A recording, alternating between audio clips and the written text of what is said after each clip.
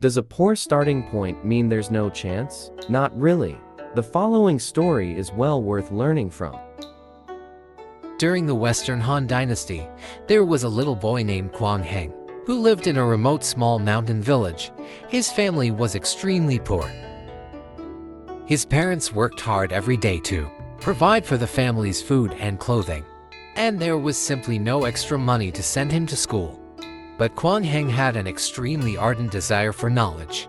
Those books that emitted the fragrance of ink were like treasures hidden in the clouds to him. Out of reach yet fascinating, occasionally, there would be a schoolmaster giving lectures in the village. Quang Heng always went there early and crouched outside the door of the schoolroom, staring at the master without blinking and listening attentively to every word.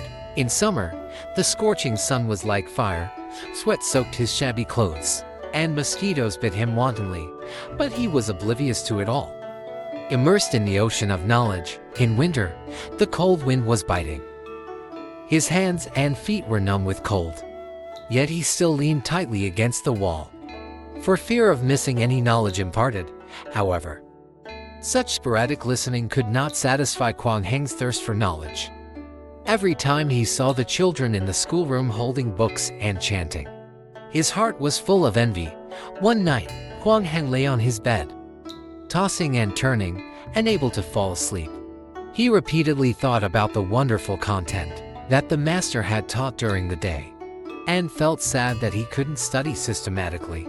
Suddenly, he noticed a faint glimmer of light coming through a crack in the wall of his house. Although the light was weak, it was like the morning star in the dark night, instantly brightening his eyes and also igniting a bold idea in his heart. Quang Heng jumped up immediately and leaned closer to the wall to examine it carefully. It turned out that a wealthy family lived next door, and their house was brightly lit every night. Quang Heng was secretly delighted. He found a small knife and carefully enlarged the crack along the wall bit by bit. With each cut, he held his breath, fearing that any loud noise would alert the neighbors. As the crack gradually widened, more and more light came through, and Quang Heng's cheeks flushed with excitement. From then on, every night, Quang Heng read books eagerly by this stolen light. Those obscure words seemed to turn into lively little elves in his eyes, leading him to shuttle through the wonderful worlds of history, literature, astronomy, and geography. When he encountered unfamiliar characters, he repeatedly pondered their shapes and guessed their meanings by context. When he didn't understand certain principles, he silently remembered them in his heart and went to the schoolmaster early the next day to ask for advice. In this way, relying on his tenacious perseverance and persistent pursuit of knowledge, Quang Heng's learning improved day by day.